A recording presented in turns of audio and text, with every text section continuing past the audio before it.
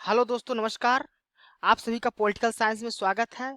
और मैं आज आप लोगों को इसमें हाउस ऑफ कॉमन्स और हाउस ऑफ रिप्रेजेंटेटिव के दोनों के बीच में क्या डिफरेंस होता है। हाउस ऑफ कॉमन्स जो ब्रिटिश पार्लियामेंट का होता है, हाउस ऑफ रिप्रेजेंटेटिव जो अमेरिकन यूएस कांग्रेस का होता है। तो इन दोनों में डिफरेंस को समझने की कोशिश करेंगे और यह आपको पॉलिटिकल साइंस के लिए बहुत ही फायदेमंद रहने वाला है। आइए शुरू करते हैं आज का वीडियो। हाउस ऑफ कॉमन्स क्या है? सबसे पहले हाउस ऑफ कॉमन्स क्या है? Lower chamber of British parliament. तो ब्रिटिश पार्लियामेंट का लोअर चैम्बर हो कहलाता है। और वहीं हाउस ऑफ रिप्रेजेंटेटिव देखें तो ये lower chamber of American Congress का है। ये चीज आप समझ गए होंगे कि हाउस ऑफ कॉमन्स और हाउस ऑफ रिप्रेजेंटेटिव में क्या डिफरेंस है। ये ठीक। अब both common house of Commons and House of Representative are democratic chamber.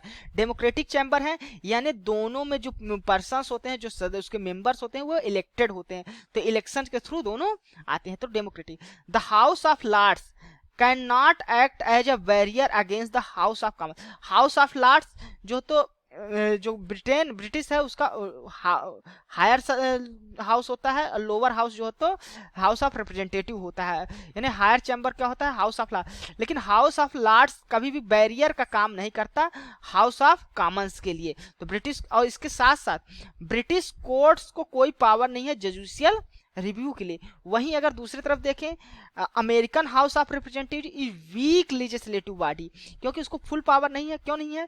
It is a legislative power are equally shared by senate. तो जो यहाँ का अपर हाउस है, अमेरिका का अपर हाउस, वो सीनेट है, उसके साथ इक्वल पावर जो है तो डिस्ट्रीब्यूशन है। जबकि हाउस ऑफ कॉमन्स को जो है तो अधिक पावर दिया है, वहां हाउस ऑफ लॉर्ड्स को कोई बैरियर का काम नहीं करता। यहाँ पर इक्वल है। तो कोई भी the legislation power of the house of representative is limited by the system of judicial review that operate in USA. तो लेजिस्लेशन में इक्वल पावर है सेनेट को। तो कोई भी लॉ होगा तो जब तक दोनों जो है तो रेटिफाई नहीं करेंगे, दोनों पास नहीं करेंगे, तो लॉ नहीं बनेगा। तो इक्वल है पावर। और साथ ही साथ यहाँ जुडिशियल रिव्यू है। यदि हाउस ऑफ कॉमन्स रिप्रेजेंटेटिव ने अपना कोई लॉ पास भी कर दिया, तो यदि वह जुडिशियल रिव्यू के जाता है और वह कॉन्स्टिट्यूशन के प्रोविजन के खिलाफ रहता है, तो उसको नल और वाइड घोषित कर दिया जाता है। नल और वाइड यानी उसको शून्य मान लिया जाता है, उसको उसकी कोई भी अवैध घोषित कर दिया जाता है। तो इसलिए देखें तो हाउस ऑफ कॉमन्स जो रिप्रेजेंटेटिव उसकी पावर कम है, वहीं हाउस ऑफ कॉमन्स की पावर बहुत ज्यादा है। अगला देखते हैं फाइनेंशियल पावर दोनों की कैसी है। तो British house of commons law in all, यानी कि संपूर्ण पावर फाइनेंशियल की जो पावर है British common house of commons के पास है। Money bill must be originate in the house of commons. हमेशा जैसे इंडिया में हमारे लोकसभा में ही कोई भी बिल होता है, वो लोकसभा में मनी बिल पास होता है, ओरिजिनेट होता है। उसी प्रकार ब्रिटिश कॉमन हाउस में भी कोई मनी बिल है तो वो ओरिजिनेट होगा हाउस ऑफ कॉमन्स में। और they can be neither amend nor rejected by lords. तो वहां का जो हायर सदन होता है, हायर अपर हाउस होता है, वो ना तो इसको अमेंड कर सकता है ना ही रिजेक्ट कर सकता है। इसी तरह same to same concept India में भी है। The house of Lord's can delay money bill passed by the commons at most of 1 month. तो उसे मैक्सिमम जो होता है 1 महीना के लिए जो होता है वो डिले कर सकता है। इसी पर हम लोग अपने कॉन्स्टिट्यूशन में, इंडिया के कॉन्स्टिट्यूशन में दे तो हमारी जो राज्यसभा है, अपर हाउस है, वो मैक्सिमम 14 डेज के लिए कोई भी मनी बिल को अपने पास रख सकती है। ठीक। तो ये वहीं पर अगर हम दूसरी तरफ देखें, हाउस ऑफ रिप्रेजेंटेटिव जो यूएस की है, is almost on the same footing on the senate as the senate in regard of money bill. तो मनी बिल के रिस्पेक्ट में भी हाउस ऑफ रिप्रेजेंटेटिव को सेम पावर दी है। It is true that the house of representative has the exclusive power to initiate money bill. कोई भी bill initiate होता है तो वहां भी अमेरिका में भी इनिशिएट जो होता है कहां से होता है? हाउस ऑफ रिप्रेजेंटेटिव से होता है। लेकिन but the senate has the authority or amend the bill in any way it likes. So this advantage of the house of representative over the senate is not real. तो senate की भी authority same है जैसे representative, यानी जब तक दोनों house से बराबर नहीं पास होगा तो ये कोई भी मनी बिल पास नहीं माना जाएगा। इसलिए जो तो चाहे हाउस ऑफ रिप्रेजेंटेटिव हो या सीनेट हो अमेरिका, दोनों को सेम पावर है। ठीक। अब दोनों की एग्जीक्यूटिव पावर को भी हम लोग देखने की समझने की कोशिश करते हैं। तो ब्रिटेन है parliamentary form of government. This type of government implied that the cabinet is responsible for the common house. तो एग्जीक्यूटिव वहां का क्या होता है, रिस्पॉन्सिबल होता है कॉमन हाउस के लिए, ठीक ना। तो ब्रिटेन के जो पार्लियामेंट्री फॉर्म ऑफ गवर्नमेंट इस कार्य जो तो प्रिंसिपल पर कार्य ही करती है, वो रिस्पॉन्सिबल गवर्नमेंट हो, याद रखिएगा। इसी तरह प्रेसिडेंशियल, अमेरिका में क्या है, प्रेसिडेंशियल फॉर्म ऑफ गवर्नमेंट होती है, जो कि सेपरेशन ऑफ पावर के जो तो कॉन्सेप्ट पर रहती है। और ये not the president nor secretariat are responsible to the house of representative. तो प्रेसिडेंशियल फॉर्म में जो तो कोई रिस्पॉन्सिबल नहीं होता, ना प्रेसिडेंट ना सेक्रेटरीट, लेकिन पार्लियामेंट्री फॉर्म में रिस्पॉन्सिबल गवर्नमेंट होती है। It can remain in office as long as it enjoy the support of the majority of in the house of commons. members of the house of commons can put question to minister and expose their commission and omissions। तो यहाँ पर जो होती ये तभी तक house में रह सकती है, हाउस ऑफ कॉमन्स, जब तक उसको मेंबर्स का मेजॉरिटी मिला हुआ होगा, सपोर्ट रहेगा मेजॉरिटी का, जैसे इंडिया में होता है, तभी तक। उसके बाद ये हाउस ऑफ कॉमन्स में नहीं रह सकते अगर इनको सपोर्ट नहीं हुआ। वहीं the president is elected for a period of 4 year. तो वहीं यूएस का जो होता है इलेक्टेड जो होता है उसका 4 साल का फिक्स पीरियड होता है।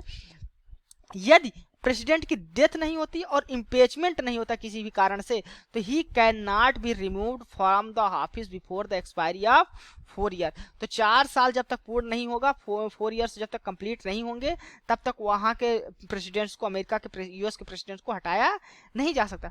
सो far as the secretariat are concern they can be dismissed by him and not by the house of representative.